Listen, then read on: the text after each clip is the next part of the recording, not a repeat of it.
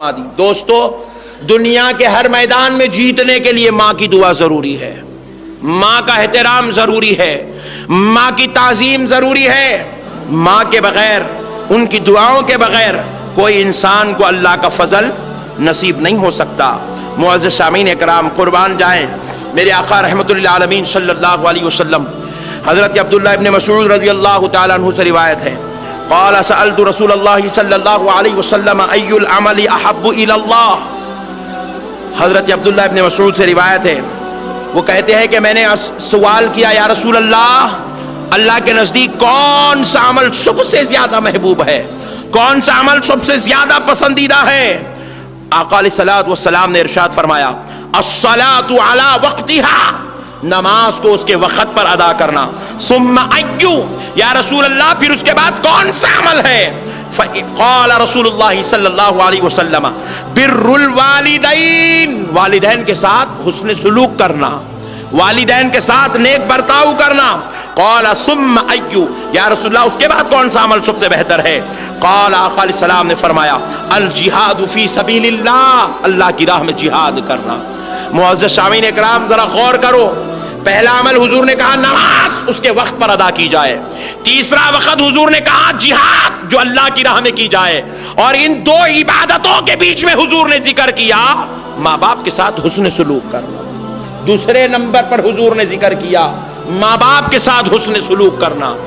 ذرا غور تو کرو میرے پیارے بھائی، اگر یہ ماں باپ جن کی عظمت رسول اللہ صلی اللہ علیہ وسلم اس قدر بیان کر رہے ہیں، وہ اگر ہمیں نصیب ہو رہے ہیں، وہ اگر ہمیں باقاعدہ حیات مل چکے ہیں، تو اگر ہم ان کے ساتھ حسن سلوک نہیں کریں گے، ارے ذرا سوچو میرے بھائی، جو اپنے والدین کے ساتھ حسن سلوک نہیں کر سکا، انہیں دنیا میں کس کے ساتھ کر سکتا ہے؟ انہیں کیا کرے گا بیچارہ؟ جن کے ذریعے سے پیدا ہوا، جن کے خون سے پیدا کیا گیا، جن کے پیٹ سے پیدا کیا گیا، جن کی دعاؤں سے پیدا ہوا ہے، جن کو تکلیفوں سے پیدا ہوا ہے، اب اگر ان کے ساتھ حسن سلوک نہیں کرا تو اب کیا کرے گا؟ اب کس کے ساتھ حسن سلوک وہ کر سکتا ہے؟ میرے پیارے بزرگوں اور دوستو، قربان جائیں آقا نامدار مدنی تاجدار صلی اللہ علیہ وسلم کے، آقا علیہ الصلوۃ والسلام نے ایک بڑا پیارا واقعہ اپنے صحابہ کے سامنے بیان کیا، کیونکہ حضور صلی اللہ علیہ وسلم کو بھی والدین کی نافرمانی سخت ناپسند تھی، سخت ناپسند تھی، حتیٰ کہ ایک صحابی کے تعلق سے حضور نے کہا، جاؤ اسے جلا دو۔ اللہ اکبر، جاؤ اسے جلا دو، اس کی ماں اسے معاف نہیں کرتی ہے تو اسے جلا دو۔ ماں نے کہا میں اسے معاف کرتی ہوں، تو حضور نے کہا پھر اللہ بھی اسے معاف کر دے گا۔ اللہ اکبر، آخری وقت تھا وہ صحابی کا۔ معزز سامعین اکرام، الغرض حضور ایک واقعہ یوں بیان کرتے ہیں کہ ایک بار حضرت موسیٰ علیہ السلام نے اللہ کے دربار میں پوچھا تھا، موسیٰ علیہ السلام نے اللہ کے دربار میں سوال کیا تھا کہ اے اللہ، میں کس کے ساتھ جنت میں جاؤں گا؟ میرے ساتھ جنت میں جب میں جاؤں گا تو کون ہوں گے؟ کون لوگ میرے قرب میں ہوں گے؟ نبی پاک صلی اللہ علیہ وسلم ارشاد فرماتے ہیں، اللہ رب العزت نے حضرت موسیٰ سے جواب دیا، موسیٰ، ایک خسائی ہے، قصاب، گوشت کاٹنے والا، گوشت بیچنے والا، موسیٰ ایک خسائی ہے، وہ تمہارے ساتھ جنت میں جائے گا۔ حضرت موسیٰ پریشان ہوئے، یہ سوچ کے پوچھے تھے شاید کہ میں کسی اور نبی کے ساتھ، پیغمبر کے ساتھ، کوئی اور میرے ساتھ ہوں گے، یا میرے بعد والے پیغمبر میرے ارد گرد ہوں گے، میں کوئی اور اچھے لوگوں کے ساتھ جاؤں گا۔ بولے اے اللہ، میں خسائی ہوگا میرے ساتھ جب میں جنت میں جاؤں گا؟ تو بولے جی ہاں موسیٰ، ایک خصاب ہوگا، خسائی ہوگا جو تمہارے ساتھ جنت میں جائے گا۔ پریشان ہو گئے، لیکن اللہ کا فیصلہ ہے، راضی برضا تھے، خاموشی سے اتر گئے۔ لیکن پھر خیال آیا، پھر دوبارہ عرض کرنے لگے، اے اللہ، اس کا پتہ بتا دے، میں اس سے مل لیتا ہوں، میں اس سے ملنا چاہتا ہوں، وہ کون ہے بیچارہ جو میرے ساتھ جنت میں جائے گا، میں ملنا چاہتا ہوں۔ اللہ رب العزت نے حضرت موسیٰ علیہ السلام کی خواہش سنی اور آپ کو اس کا پتہ بتا دیا۔ حضرت موسیٰ علیہ السلام اب اس کا گھر ڈھونڈنے نکل پڑے۔ اتفاق سے وہ جنگلوں سے راستہ گزرتا تھا، جنگلوں کے راستے طے کرتے ہوئے اس کے گھر تک حضرت موسیٰ علیہ السلام اس کی دکان تک پہنچے، سینکڑوں میل طے کر کے وہاں پہنچے تو کیا دیکھتے ہیں کہ وہ شخص گوشت بیچ رہا ہے اپنی دکان میں، انتہائی بد کلامی کر رہا ہے لوگوں کے ساتھ،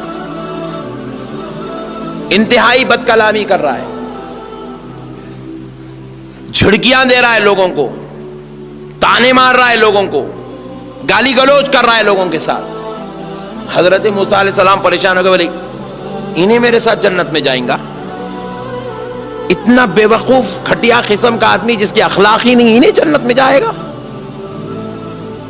حضرت موسیٰ علیہ السلام بولے کہ جب اللہ نے فیصلہ کیا ہے تو اس کے اندر کچھ نہ کچھ تو کوئی چیز ہوگی جس کی وجہ سے یہ جنت میں میرے ساتھ جائے گا۔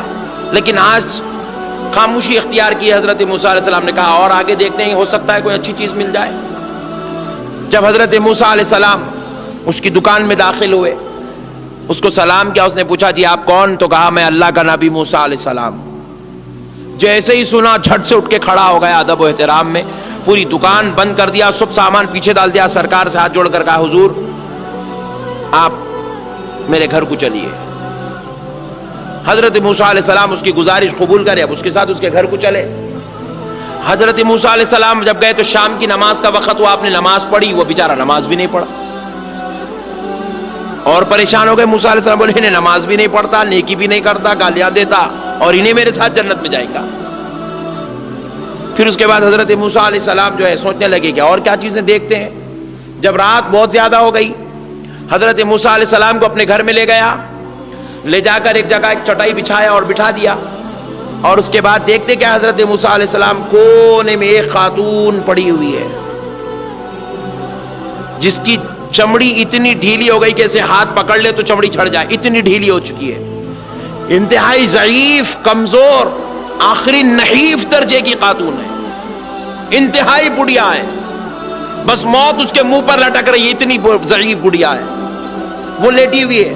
حضرت موسیٰ کو یہ نوجوان یہاں بٹھا دیا اور اس بڑھیا کے پاس گیا، ہاتھوں سے اس کو اٹھایا تو اس کی غلاظت گرنے لگی،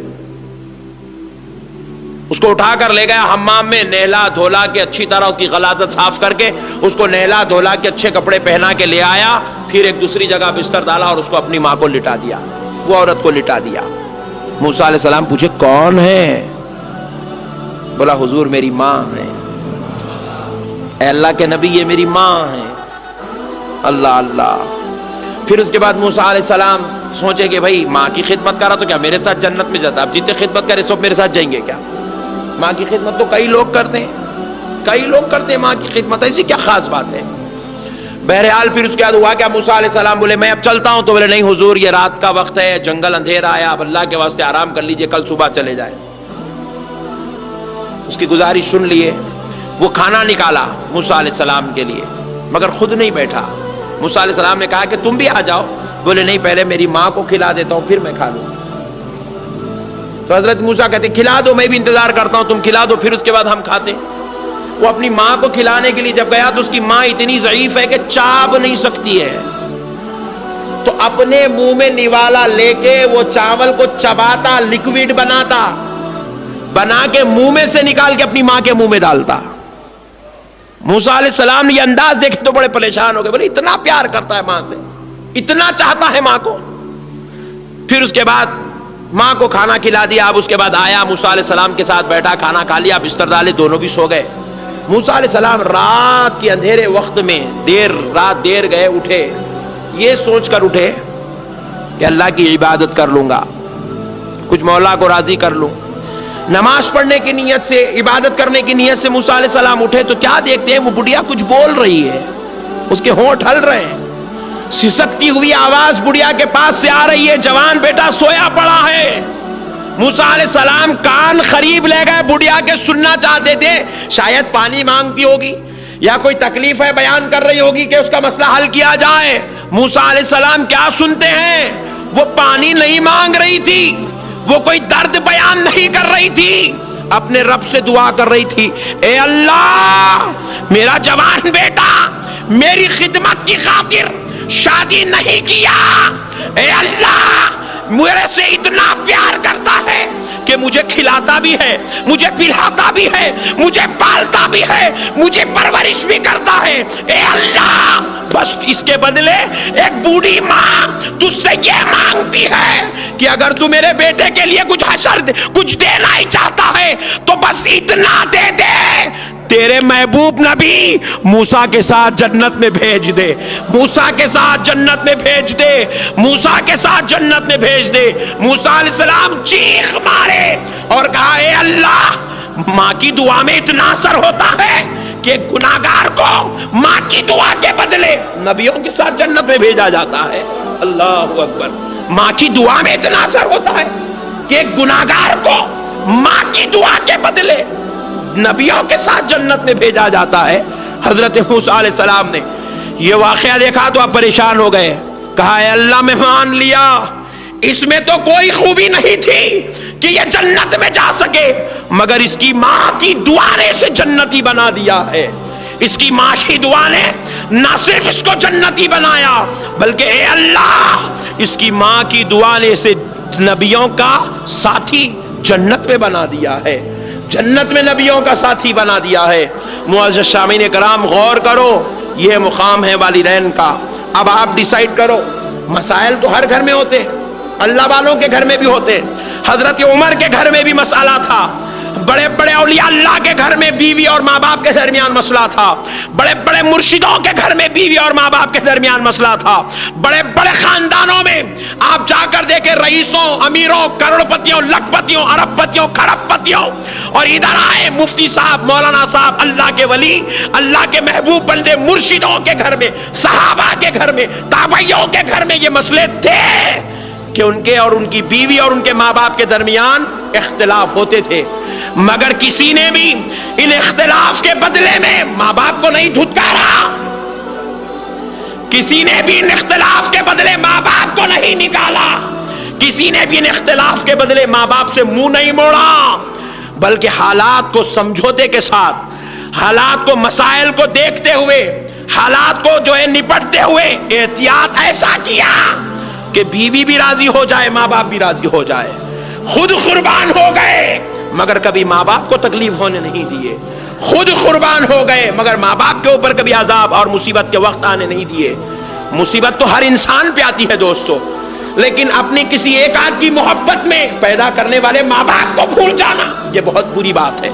उनके साथ बदसलूकी करना ये अल्लाह को नाराज करना है। रसूल पाक अलैहिस्सलाम इरशाद फरमाते हैं, जिस बेटे के साथ उसके माँ बाप राजी हैं, सुन ले उसका रब उससे राजी है। जिस बेटे के साथ उसके माँ बाप नाराज हैं, सुन ले उसका रब उससे नाराज हो चुका है। इसलिए मेरे भाइयों, जब ऐसे हालात आ जाएं घरों में, अल्लाह ना करे कि हमको कोई ऐसी बीवी मिल जाए हमारे नौजवानों को, लेकिन अगर कभी मिल जाए, मुकद्दर में आ जाए, तो हालात को संजीदगी के साथ, मोहब्बत के साथ, प्यार के साथ ऐसे संभालें ताकि हमारे घर के हालात हमारे लिए अजाब जान ना बन जाएं, हमारे लिए जरिए दोज़ख ना बन जाएं, हमारे लिए नौज़ बिल्लाहि मिन ज़ालिक अल्लाह की बारगाह से नाराजगी और आखिरत की बर्बादी का सबब ना बन जाएं। मोहब्बत के साथ, प्यार के साथ इन हालात को संभाल कर डील करें ताकि अल्लाह भी राजी हो जाए, उसका रसूल भी राजी हो जाए। मैं